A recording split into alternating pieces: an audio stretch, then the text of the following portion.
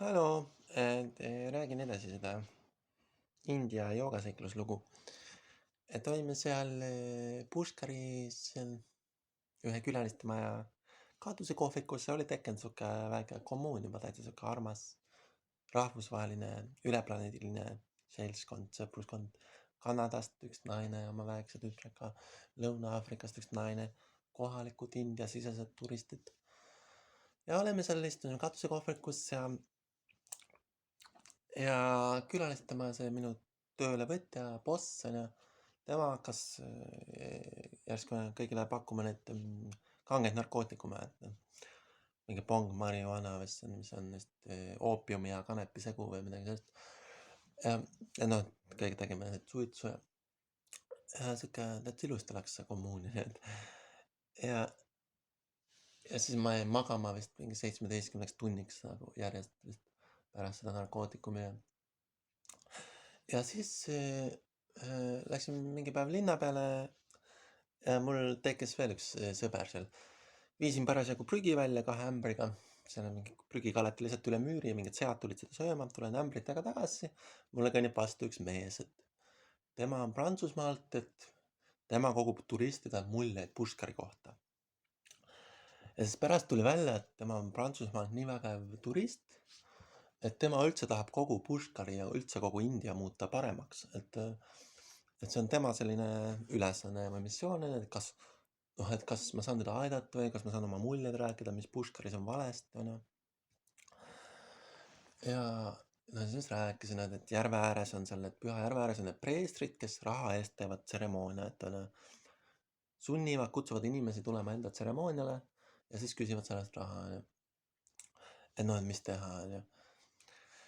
Ja seal, noh, ta küsis, kas ma saaksin hakata tema sekretäriks, et tal on vaja mingi email'e kirju saata Prantsusmaale ühe naisele, et Delhis on mingi tuumapolutsioon,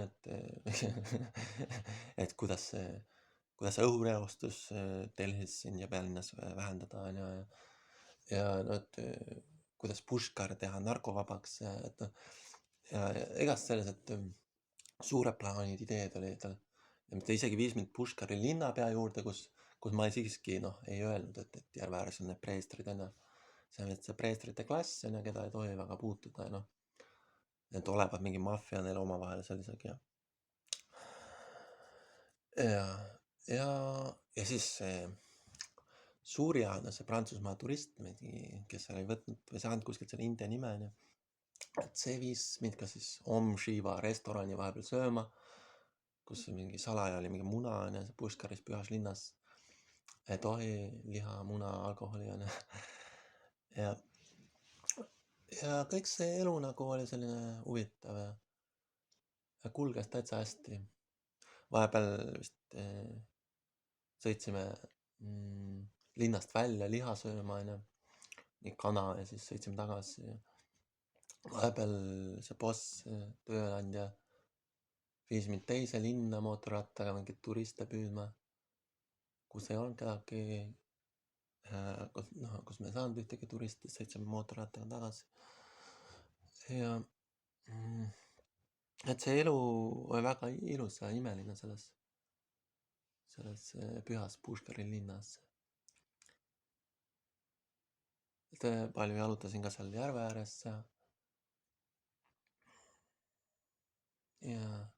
vahepeal, kui olin näljas, siis seal järve ääres olid mingid ashramis elanud mingi mees, kes küpsetas mulle ise mingit tšapatit ja järve kaldal. Ja siis seal oli mingi muusik oli oma tütrega vist, kes mängis mingit muusikat ja kui mul ei olnud raha, siis ostis mulle süüa. Et see oli täitsa ilus, et see oli ilus. Mediteerisin selle järve ääres vahepeal, siis tulid mingid kohalikud ja hakkasid küsimustega pommitama. Et selline sügav kogemus ja. Aga see läheb veel edasi, ma räägin järgmine video edasi. Aitäh teile kõik!